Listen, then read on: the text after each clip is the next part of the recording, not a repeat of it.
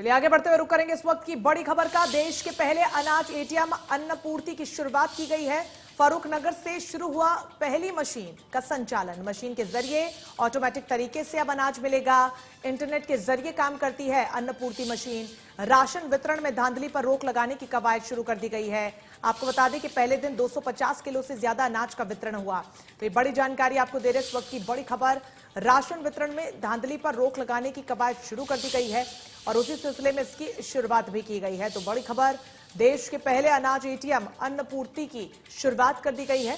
आपको बता दें फारूकनगर से शुरू हुआ पहला मशीन का संचालन।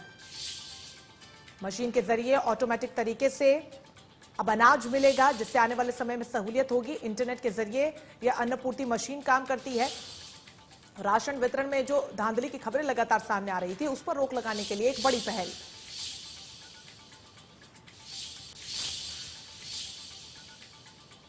ये बड़ी खबर आपको बता रहे हैं, जहां पर देश के पहले अनाज एटीएम अन्नपूर्ति की शुरुआत की जा चुकी है।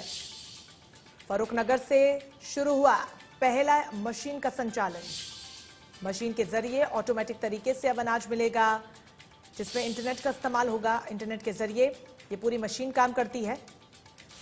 ऐसे में आपको बता दें कि राशन वितरण में जो धांधलियां हुआ करती थी, उस पर रोक लगाने की एक बड़ी पहल और उसी को लेकर कवायद भी शुरू की जा चुकी है।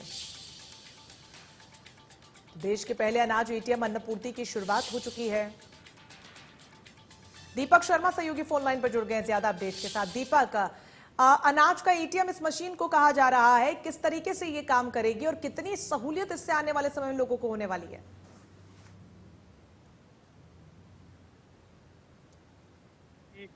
खाद्य पूर्ति विभाग का कहना है कि इसके लिए बाकायदा पहले ट्रायल किए जा चुके हैं ट्रायल के तौर पर, लेकिन ये पहला ऐसा ट्रायल होगा जो पब्लिक का, जहां पर राशन जो है वो निकल सकेगा। जो गेहूं जो है तमाम राशन डिपो पे गेहूं, अनाज, जो सरसों तेल जो है, जो लोग जो कार्ड धारक जो लोग लेने जाते थे, उन्हें अब कहीं ना कहीं जो दिक्कतें हुआ करती थी अब ऐसी नहीं रहेंगी। उन्हें कतार में नहीं हो, बल्कि वो जाकर के एक एटीएम के तौर पर, हालांकि अब से पहले जाना पड़ता था, अपना राशन कार्ड दिखाना पड़ता था, फैमिली आईडी दिखानी पड़ती थी, पैसे देने पड़ते थे, लंबी कतारें रहती थी।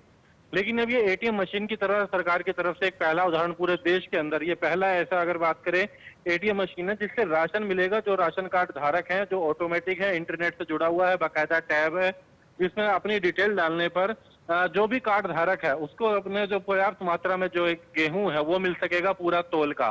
क्योंकि अब तक एक बात आती थी कि पूरा गेहूं नहीं मिला, या किसी परिवार में अगर 5 सदस्य है तो 5 किलो पर बंदे के हिसाब से 25 किलो गेहूं महीने का मिलना चाहिए, लेकिन उनको कहने कि उन्हें नहीं दिया जाता था।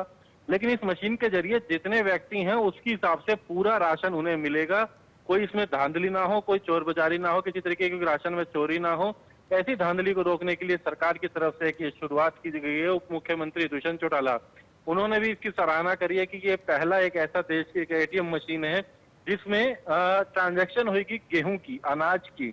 जो राशन डिपो पे अब तक काम होता था उसकी ट्रांजैक्शन अब इसके जरिए हो सकेगी। अपना राशन जो है प्राप्त कर सकते हैं। इसमें अपनी डिटेल डालनी होगी, कार्ड डालना होगा और उसके बाद उनका जो गेहूं अनाज है इस मशीन के जरिए निकल सकते हैं। जी बिल्कुल दीपक, साथ ही ये भी आपसे जानना चाहेंगे किस तरीके से ये मशीन काम करेगी। जैसे कि आपने बताया कि इंटरनेट के जरिए चलेगी, लेकिन क्या इसको दुकानों पर इंस्टॉल किया जाएगा या फिर होम डिलीवरी की भी इससे सहूलियत आने वाले समय में लोगों को दी जा सकती है? देखिए फिलहाल जो, क्योंकि एक बड़ी मशीन है, इसके साथ में गेहूं इसके अंदर डालना होता है।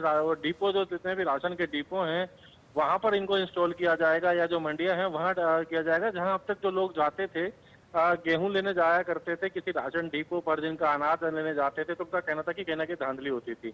लेकिन ये एक ऐसी मशीन होगी जिसमें वहां पर जो व्यक्ति मौजूद होगा, जिसकी ड्यूटी यहाँ पर होगी, जो डिपो धारक होगा, वो इसके अंदर गेहूं इस मशीन में ऊपर डाला करेगा। लेकिन उसके बाद उस व्यक्ति का कार्ड डालने के बाद जो कार्ड धारक आएगा राशन लेने के लिए, वो केवल अपनी डिटेल डालेगा। तो ऐसे में ये इंस्टॉल किए जाएंगे एक एटीएम की तरह। जो डिपो धारक है, राशन डिपो है जहाँ से राशन लाते थे, वहां पर ये लगाए जाएंगे। हालांकि ये देश का पहला है जो फारूकनगर में लगाया गया है एक राशन डिपो ऑफिस में। आने वाले समय में से और अन्य राशन डिपो ऑफिस में लगाया जाएगा। वहीं से जाकर के व्यक्ति अपना राशन जो है ले सकते हैं। इसका फायदा ये है कि पर्याप्त मात्रा में अनाज मिलेगा, उचित मात्रा में अनाज मिलेगा और सही जो अनाज होता है, यानी कि कोई मिलावट ना हो, किसी तरीके से जो दावा किया गया वही क्वालिटी मिले, पूरी क्वांटिटी मिले और सही। बिल्कुल, आने वाले समय में इससे बहुत से फायदे होने वाले हैं। हालांकि किस तरीके से फायदे प्रोवाइड करवाए जाएंगे उसको लेकर तस्वीर धीरे धीरे साफ होगी। बहुत शुक्रिया दीपक शर्मा आपका तमाम जानकारी के लिए।